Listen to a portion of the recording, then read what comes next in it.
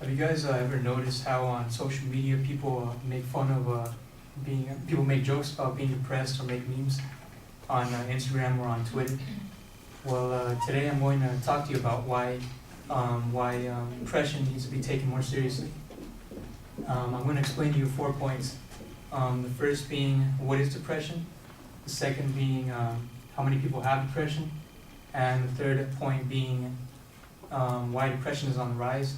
And the fourth point being, depression that is untreated. So what is depression? Many of you have felt the symptoms of feeling sad or feeling down, or as well as having a loss of interest in daily activities that you once enjoyed. These are all symptoms that we're all familiar with. But if they continue to persist and as well as affect our life substantially, it may be depression. According to McGill of the Medical News today, depression is a mood disorder characterized by a persistently low mood and feeling of sadness and loss of interest. It is a persistent problem that doesn't go away easily and lasts from 6 to 8 months. Depression is a very common and serious medical condition that affects the way you think, the way you act, and the way you feel. It could also affect you. It could also cause emotional and physical problems, and as well as decrease your ability to function at home or at work. Symptoms of depression include weight loss, low appetite, insomnia, hypersomnia, fatigue, low energy, loss of concentration. And the causes of depression differ between 4 different aspects: biochemistry, genetics, personality, and environmental factors. What they mean by biochemistry, they mean that basically what they mean is that if you have different levels, and if you have certain differences of chemicals in your brain, it could cause you to have some symptoms of depression. And what they mean by genetics is that depression can actually run through the family. One example would be that if you have, for example, an identical twin. If one identical twin has depression, then there's a 70% chance that the other twin could have that illness later on in their lifetime. And as for personality, people that are usually have low self-esteem, and that people have low self-esteem or that are easily overwhelmed by stress, or people who are pessimistic towards life, they usually are candidates of having depression as well. And as for environmental factors, what that means is that basically if you are continuously exposed to violence, neglect, abuse, or poverty, you may be more vulnerable to depression. Some people are at a higher risk of depression due to life events,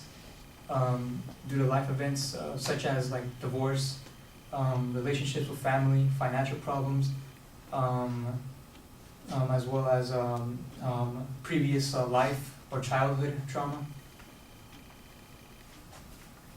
And now I move on to my second point. How many people have depression? According to the World Health Organization, at any one time, it is estimated that 300 million people have depression. That's about 4% of the world's population, and these figures were published in 2015. Depression is actually a leading global disability, and unipolar depression is the 10th leading cause of early death in the world. And around 2 people kill themselves every minute from the ages of 15 to 29. From the ages of 15 to 29, due to there being a link between suicide and depression. It is also the second leading cause of early death for people in that age range. And while rates of depression rates of depression and other mental health illnesses vary. The U.S. is the most depressed country in the world, followed by Colombia, the Ukraine, the Netherlands, and France. Now I move on to my third point. Why is depression on the rise? Social media is actually part of the reason.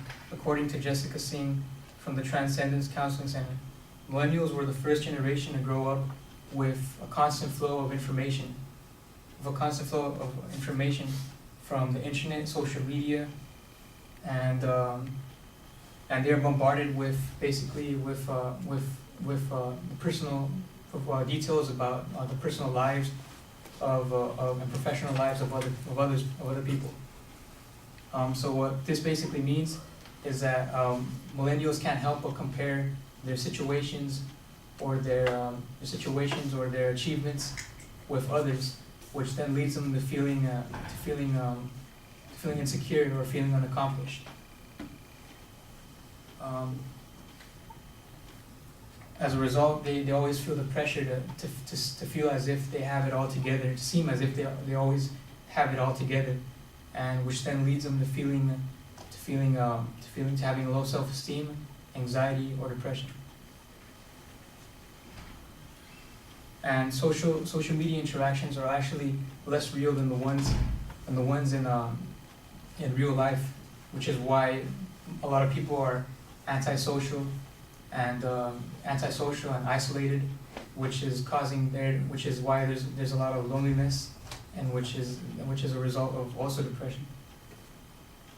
Now I move on to my fourth point: depression that is untreated.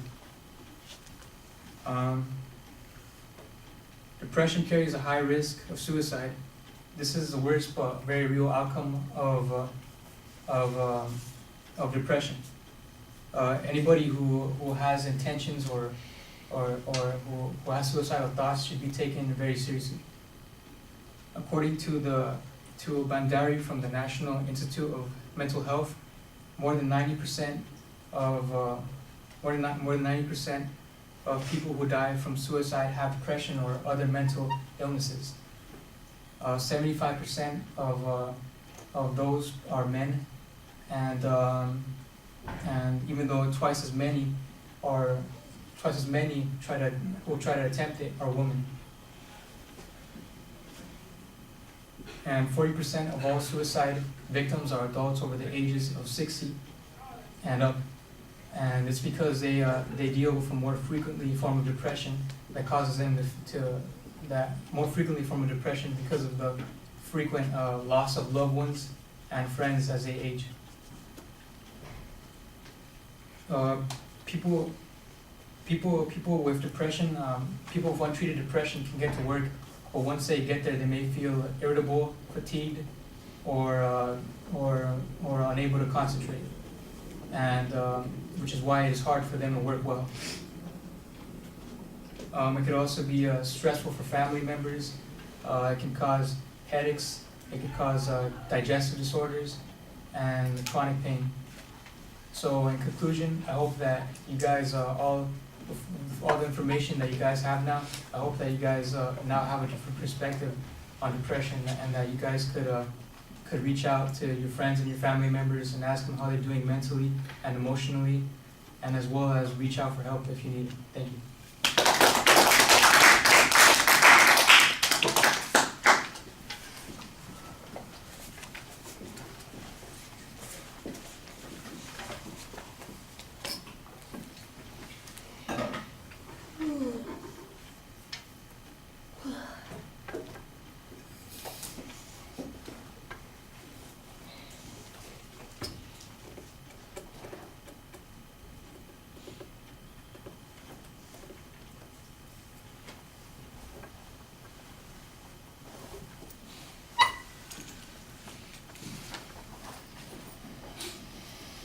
So Kirsty, some comments. So I really liked your outline, was very clear where you were going. I do wish that when you were transitioning from point to point that it wasn't so like blunt. It was like, now I'm gonna talk about this and now I'm gonna talk about this, and like find like a more creative way for it to flow a little bit better. I did feel like as you kept talking, like more and more, the overall feel of your speech felt like less persuasive and more informative. Like I didn't really know what to do with the information that you were giving us. Like it was a lot of cool stuff. Like I hadn't really thought about like depression being more common in like the elderly. It's not something that I'd even thought about, but it was really cool to learn about. I just didn't know what to do with that information anymore. Like once it got to the end of the speech, and then as far as like when you present, you do two things with your hands. You either have them like interlocking or they're in your pockets. So try and like relax a little bit, just like shake it out before I let it go. And yeah, other than that, like I thought it was really good, really informative. The middle section had a lot of cited statistics. I really wish, only because it really stuck out to me, the statistic about the twins, the 70%, like of the connection of depression. Like I wish that there was a site for that because I found that to be a really cool thing. But I thought you did a good job. All right. Well, I'm going to agree with a lot of the things that you just said. I think that it does sound a lot like an informative speech more than a persuasive. Right at the end, you kind of suggest there's something that we could do, that there's something that we should be paying attention to, that people could reach out for help, but we don't get any discussion of that. So if we were looking at this like a traditional problem solution persuasive structure, we've got the problem spelled out and we don't have much of a solution here. And I think, having built up this as an issue, we've got 300 million people suffering from depression around the world. 90% of the people who commit suicide are technically depressed. 40% of the suicides are people over the age of 60. I'm going, okay, this is a pretty dramatic issue. What do we do about it? And then it's like, so reach out to people. And I'm going, that feels just a little less satisfying than it ought to. It's a little bit like the speeches that we had earlier where change your attitude towards something.